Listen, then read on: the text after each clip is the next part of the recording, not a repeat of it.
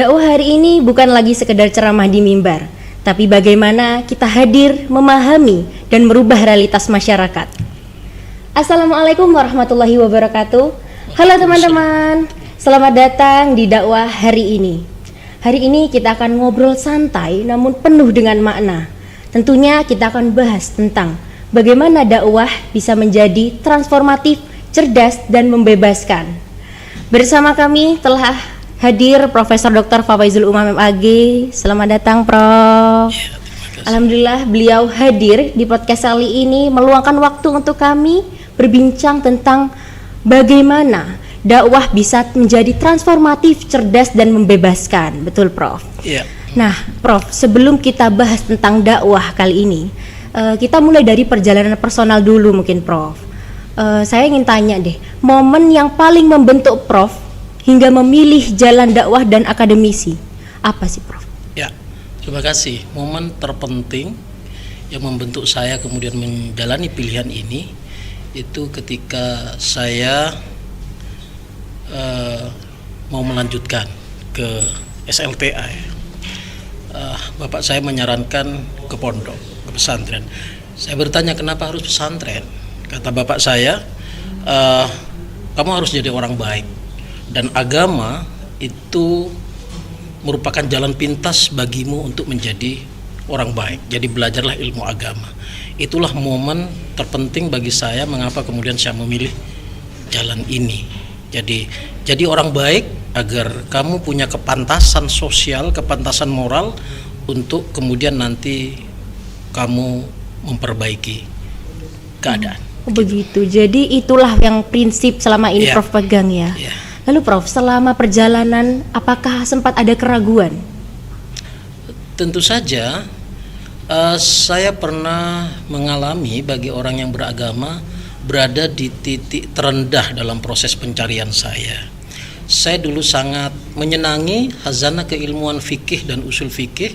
Saya di pesantren bisa bilang hampir 11 atau 12 tahun. Tapi ketika kuliah saya merasa sampai pada titik jenuh dalam belajar ilmu fikih dan usul fikih, karena saya merasa ilmu ini hanya mengajari saya untuk memamah biak khazanah keilmuan masa lalu, keilmuan Islam klasik. Saya kemudian beralih ke filsafat, dan di titik itu saya kemudian merasa filsafat justru memberi ruang bagi saya untuk menjadi manusia. Itu adalah titik krisis dalam proses perjalanan ya intelektual, ya spiritual saya. Jadi saya menekuni filsafat, tapi saya kemudian menjumpai ungkapan seorang filosof Inggris, Francis Bacon, yang mengatakan kalau kamu belajar filsafat hanya sedikit, maka itu akan membuatmu menjadi seorang penganut ateisme. Tapi kalau kamu mempelajari filsafat secara lebih mendalam, maka engkau akan merasa perlu untuk kembali ke dalam pelukan agama. Baik, tentunya perjalanannya tidaklah mudah ya, Prof, melalui banyak sekali rintangan hingga memilih jalan yang saat ini ya, Prof ya. Baik, Prof, kita akan membahas tentang bagaimana dakwah bisa menjadi kekuatan perubahan, Prof. Pertanyaannya adalah, Prof, menurut Prof, apakah dakwah kita hari ini masih relevan dengan problem masyarakat modern, Prof? Dalam banyak hal saya melihat kegiatan dakwah saat ini jauh dari kata spirit transformatif ya. Dakwah hanya dijadikan sebagai media penyampai pesan-pesan kebaikan semata, tapi tidak dijadikan sebagai starting point untuk melakukan perbaikan-perbaikan yang berorientasi transformatif. Karena itu dakwah yang model selama ini berlangsung menurut saya tidak lagi cukup relevan, karena tantangan umat Islam, tantangan bangsa hari ini tidak sesederhana beberapa abad yang lalu. Hari ini banyak problem sosial yang tidak bisa diselesaikan hanya lewat nasihat-nasihat atau mauidhah hasanah semata, tapi harus dimulai dengan proses mentransformasi masalah itu menjadi hal yang baik dan lebih produktif begitu. Begitu ya, Prof. Kalau menurut Prof memang kurang relevan ya, Prof. Sebenarnya apa sih kesalahan-kesalahan dalam praktik dakwah itu sendiri, Prof? Karena dakwah masih lebih banyak dipahami sebagai ajakan ya, himbauan moral. Padahal ada satu hal terpenting yang dilewatkan oleh banyak praktisi dakwah ya. Pertama dakwah hanya dipahami sebagai penyampaian pesan. Nah, dakwah menunjuk pada dai, pada mubaligh, hanya sebagai penyampai pesan saja. Padahal spirit dakwah itu sebenarnya adalah mengubah dari realitas yang tak baik menjadi baik di dalam semua aspek kehidupan ya. Jadi dakwah kalau masih model konvensional tanpa melibatkan berbagai khazanah keilmuan yang relevan dengan pengembangan keilmuan dakwah model gini pelan-pelan akan ditinggalkan oleh umat. Oh, begitu ya, Begitu. Prof. Ya. Oke, kalau tadi sesuai dengan opening kita ya, Prof. Berarti dakwah itu bukan hanya di mimbar, bukan hanya menyampaikan, tapi harus bisa mengubah gitu ya, Prof ya. Baik. Lalu Prof, menurut Prof apa yang sudah disiapkan untuk mahasiswa khususnya Fakultas Dakwah untuk bisa menjadi agen perubahan sosial? Ya. Di Fakultas Dakwah kita menyiapkan berbagai perangkat keilmuan yang mendukung bagi keperluan itu ya.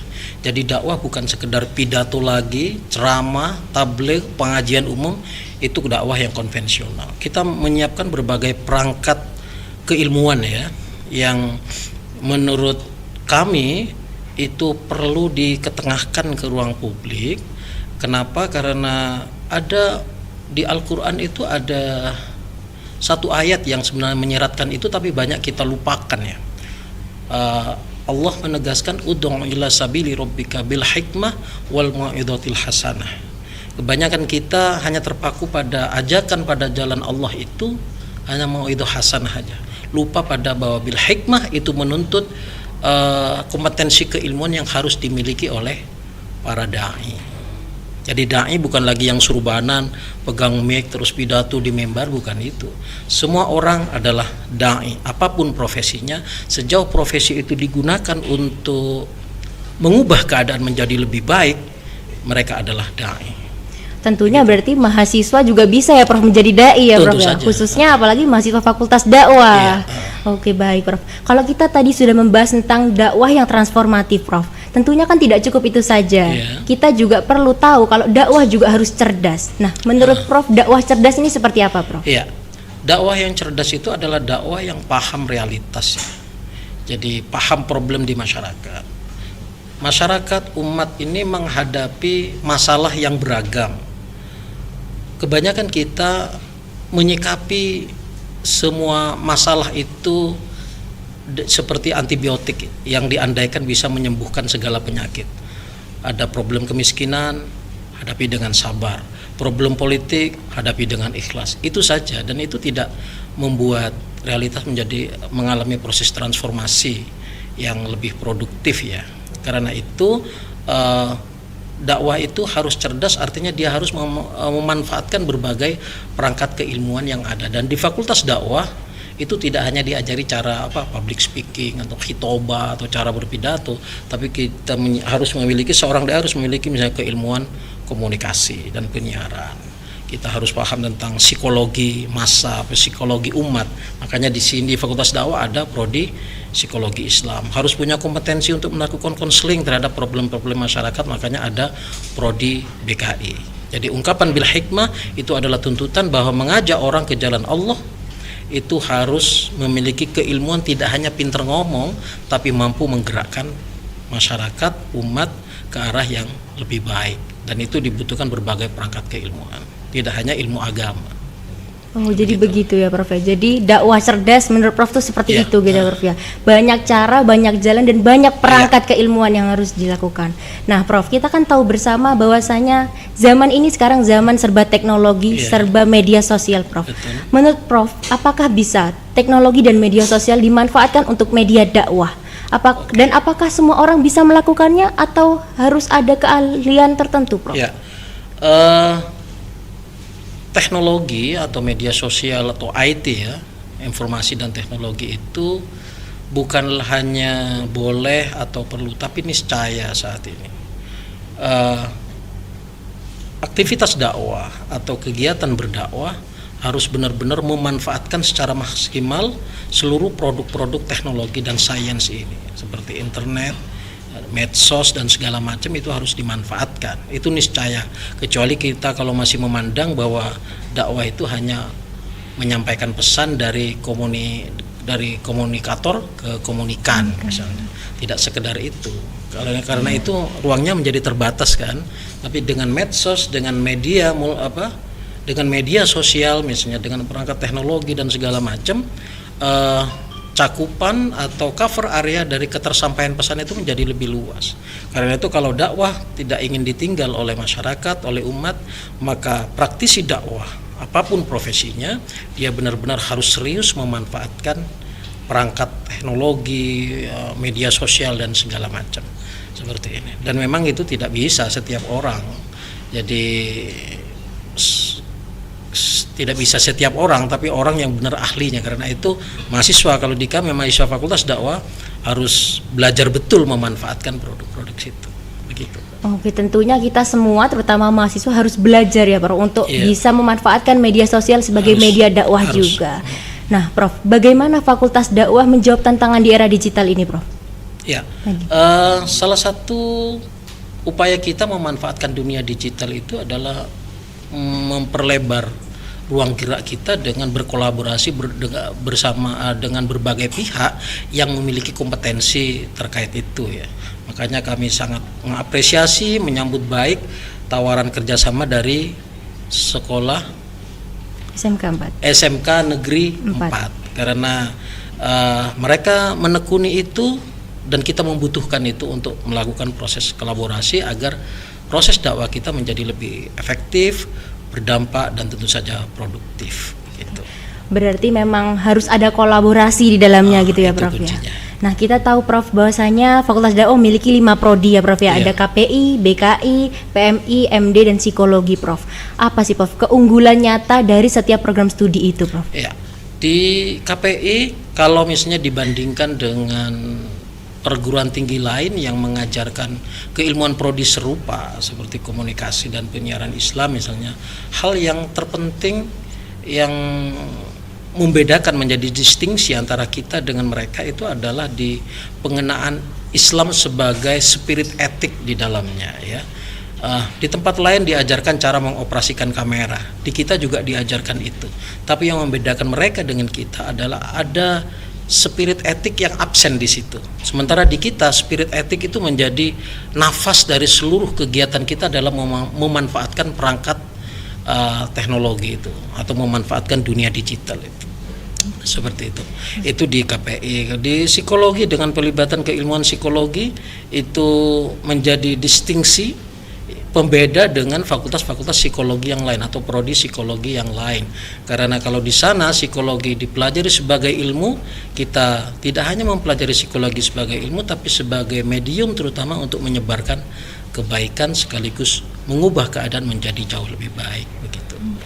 Berarti kita bisa memahami secara tidak langsung kelima prodi ini juga bisa menjadi penggerak dakwah juga ya Prof ya. Tidak hanya mempelajari ilmu-ilmu terkait tapi juga ditambah selingi dakwah di dalamnya, ada Islam di dalamnya. Bagus sekali. Oke Prof, tadi kan kita sudah bicara tentang dakwah yang transformatif lalu dakwah yang cerdas. Sekarang kita bahas tentang dakwah yang membebaskan Prof. Menurut Prof, apa sih makna membebaskan dalam dakwah itu sendiri? Membebaskan di sini dakwah itu harus benar-benar menjadi solusi ya, bagi derita sosial masyarakat. Kalau dakwah hanya ditempatkan sebagai institusi etik yang sekedar menghimbau, maka dakwah hanya akan berhenti sebagai pidato, tabligh, pengajian umum dan segala macam. Nah, karena itu dakwah yang membebaskan itu harus ada dakwah diarahkan kepada upaya ikhtiar sistematis untuk melukar atau menanggalkan seluruh derita sosial masyarakat, membebaskan mereka dari problem-problem sosial itu. Ya, makanya transformatif, cerdas dan membebaskan bagi Fakultas Dakwah hari ini dihajatkan untuk kepentingan itu. Jadi bagaimana mungkin kita mau mencerdaskan masyarakat kalau kita sendiri tidak cerdas? Maka Fakultas Dakwah mahasiswanya harus cerdas dulu. Kemudian bagaimana mungkin kita membebaskan masyarakat dari ketertindasan misalnya, dari keterjajahan struktural misalnya, kalau mereka sendiri tidak bebas. Karena itu di Fakultas Dakwah setiap mahasiswa diberi ruang sebesar-besarnya. Panggung kehidupan ini adalah panggung bagi mereka untuk mengeksplorasi diri, untuk membangun kompetensi diri agar pada akhirnya mereka mampu betul-betul menjadi faktor pengubah di dalam dinamika sosial, politik, budaya kemasyarakatan kita. Begitu. Oh begitu ya Prof. Jadi makna membebaskan ini luas ya Prof. Kita harus Iya. bebas dulu, baru kita bisa dakwah yang membebaskan itu Iya. bisa terwujud Iya. begitu. Baik Prof. Lalu bagaimana Prof? Ketika kita dakwah itu kita tetap tegas, namun tidak menghakimi, itu bagaimana caranya Prof? Ya, saya sangat setuju ungkapan Anda itu bahwa dakwah itu tidak boleh keras. Dakwah itu tegas, bukan keras. Maka dakwah harus menghindari seluruh tindakan dan juga narasi-narasi yang justru menebar kebencian atau melegalisasi kekerasan sekalipun itu atas nama dakwah atau atas nama Tuhan misalnya. Dakwah itu dari sesungguhnya adalah dari kata da'a yad'u da'watan yang artinya ajakan. Jadi dakwah adalah proses mempengaruhi orang untuk menjadi lebih baik, bukan memaksa orang menjadi baik. Makanya semangat yang kita tekankan di Fakultas Dakwah, seluruh keilmuan yang kita ajarkan harus berada dalam proses keseimbangan ya, keseimbangan bahwa segala sesuatu yang kita inginkan tidak boleh dilakukan dengan cara-cara yang keras, karena itu kontraproduktif.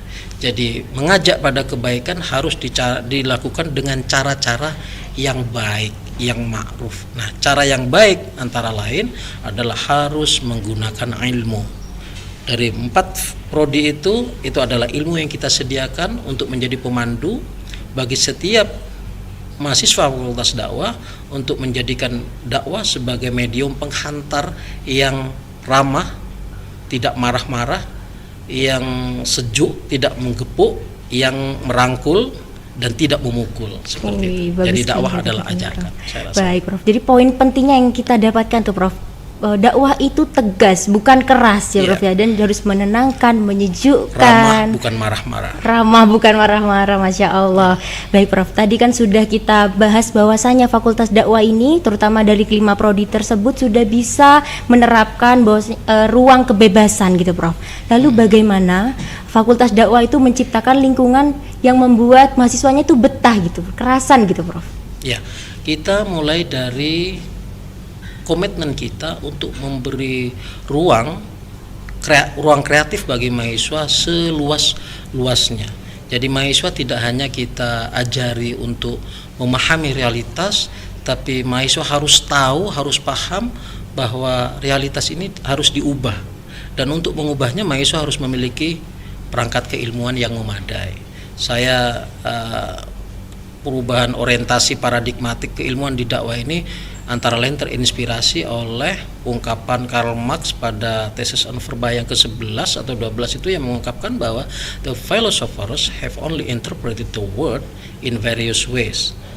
The point however is to change it. Para filosof, para ulama, para cendekiawan kebanyakan itu hanya memahami, memaknai, membaca realitas dengan berbagai cara, padahal yang terpenting adalah mengubahnya. Dan untuk mengubahnya tidak bisa sembarang orang, apalagi yang cuma teriak-teriak takbir Allahu Akbar dengan marah-marah, pentung tewak sana, pukul sana, bukan gitu. Tapi harus dengan bil hikmah, bil ilmi, dengan ilmu. Insyaallah di Fakultas Dakwah disediakan berbagai keilmuan yang insyaallah memadai bagi mahasiswa untuk bergerak ke arah sana, insyaallah. Masya Allah, ungkapan Prof tadi mungkin bisa menggerakkan orang-orang atau anak muda di luar sana yang bingung ingin masuk fakultas mana gitu ya Dok, atau mau masuk universitas mana gitu Prof.